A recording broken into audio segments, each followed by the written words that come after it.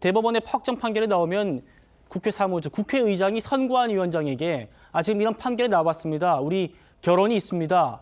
보궐선거해야 됩니다라고 보내야 되거든요, 서류를. 제가 방송 전까지 확인할 때만 해도 선관위가 이 서류를 받지 못했답니다.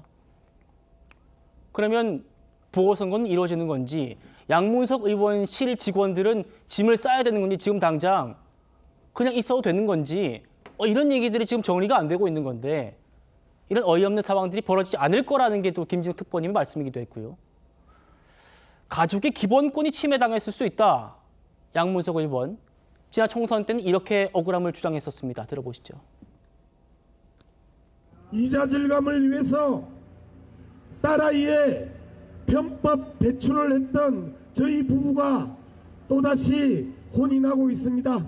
아무리 이자 절감을 위해서라도 저희들이 잘못한 건 잘못한 것입니다. 양문석과 관련된 수많은 가짜 뉴스와 심지어 선거 과정에서 잠적했다는 이 거짓 뉴스들이 시시때때로 터져나오는 이런 언론들을 저는 정말 개혁하고 싶습니다. 정말 어려운 고비들을 넘어왔습니다. 여러분들의 지지 없었으면 정말 주저앉았을 수도 있는 위급한 상황이었습니다. 양문석의 혐을 잠시 좀 덮어두시고 윤석열 정권 심판하는데 모든 힘을. 네, 정옥임 의원님. 공무담임권 등 이런 등등의 본인의 기본권이 침해되었다라고 주장할 수 있겠다라는 말씀도 옆에서 있었습니다만 국민의힘에서는 당연히 비판적인 얘기들이 나오고 있습니다. 양문석 구하기 나선 거냐, 재판 소원이 민주당 방탄용이냐, 다음이요. 대법원 판결 직후에 양 의원의 행태는 가히 충격적이다. 기본권 침해 운운하면서 이 사실상 재판 불복 선언 아니냐.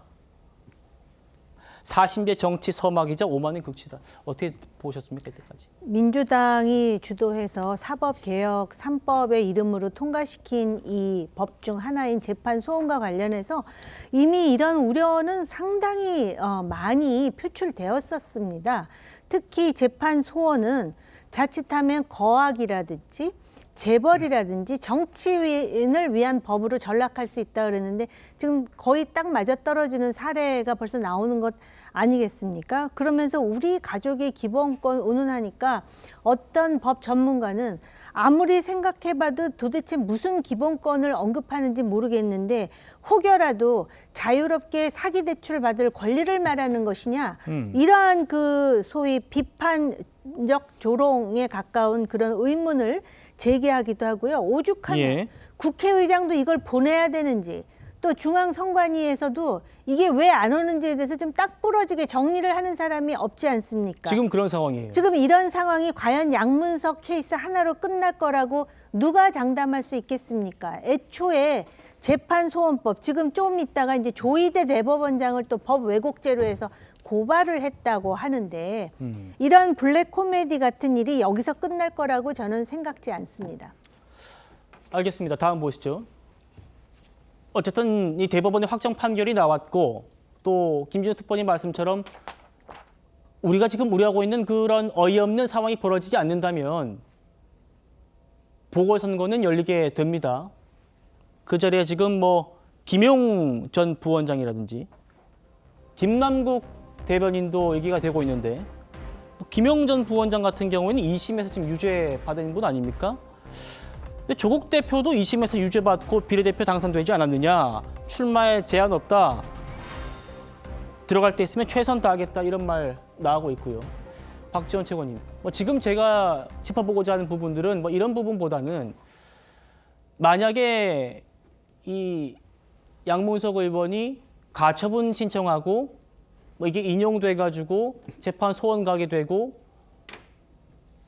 그렇게 된다면 보궐선거가 열리더라도 지금 우리 헌법에선 국회의원 300명 제한해 두고 있지 않습니까? 그럼 한 지역구에 지금 국회의원이 2명 될 수도 있는 상황이고 정원을 넘어설 수도 있는 상황이고 이런 또 일도 상상해 볼음직하지 않습니까? 어떻게 뭐 보십니까? 이렇게 이론적으로 생각해보는 건 재밌는 일이지만 그런 일이 일어날 일은 없겠죠. 지금 양문석 의원 징역형 선고, 대법원 판결 선고가 일어난 지 얼마 되지 않아서, 그리고 재판 소원 관련된 헌법재판소법이 시행되고 나서 이런 사례가 처음이기 때문에 국회 사무처와 선관위가 지금 내부적으로 법률을 검토를 하는데 자문반대 시간이 걸릴 수는 있겠지만 방금 말씀하신 일은 일어나지 않을 것으로 생각합니다. 지금 송석준 의원 같은 경우에도 새 당선자가 나온 뒤에 헌법재판소 뒤집으면 어떻게 되냐 이렇게 또 묻고 예. 있네요. 그럼 이제 헌법재판소가 그 가처분 사건에서 그 결정을 할 때 집행정지의 필요성을 판단을 할 때 새 당선자가 다 나왔다는 사정까지도 같이 고려를 하겠죠. 근데 일단은 제가 알고 있는 법률적 지식으로는 재판 소원을 제기하더라도 대법원 확정 판결의 효력이 정지되는 것은 아닙니다. 그러니까는 의원직 상실형이 선고된 것이 맞고 확정된 것이 맞기 때문에 보궐선거의 사유는 발생을 한 것이고요. 그다음에 말씀하신 대로 재판 소원 관련해서 효력 정지 가처분을 신청을 하면 그 집행 정지를 판단을 할 때 이제 헌법재판소가 말씀하신 어떤 그런 여러 사정들을 고려해가지고 판단할 텐데, 사실 판결에 대한 재판 소원이 인용되는 가능성도 극히 드물 것이고 집행 정지가 인용되는 가능성도 극히 드물 것이기 때문에 그것은 과도한 우려일 것 같아서 과도하다. 예, 제가 보기에는 이제 이런저런 재판 소원에 대해서 일종의 사심제다라고 계속 비판해온 프레임이 있었기 때문에 이번에 예. 이 건을 끼워 맞춰서 이거 봐라, 사심제로 악용되지 않느냐라고 만들고 싶어 하시는 것 같아요. 그런데 제가 보기엔 조만간에 국회 사무처와 선관위가 정리를 하면 보궐선거 문제도 큰 잡음 없이 원만하게 진행될 것으로 생각하고, 양문석 의원이 뭐 할지는 모르겠습니다. 재판소원 신청하는 건 자유이나 헌법재판소에서 대법원 판결이 기본권을 침해할 정도의 중대한 위헌 사유가 있기는 굉장히 쉽지 않은 일이기 때문에 예. 뭐 인용될 가능성은 저는 극히 낮아 보입니다. 알겠습니다. 제가 무정배 말씀드려도 될까요? 지금 그 가처분과 관련해서 인용될 가능성 없다라는 건 대충 압니다. 근데 이제 재판 소원 하겠죠? 그래서 각하될 가능성이 높다라고 많은 전문가들이 얘기하는데요. 그게 기각이든 각하든 그 과정에서의 그런 사법 행정 업무, 그다음에 그 판단을 누가 합니까? 사법부가 합니다. 네. 그런 거는 다 비용에 포함돼야 되는 것 아니겠습니까?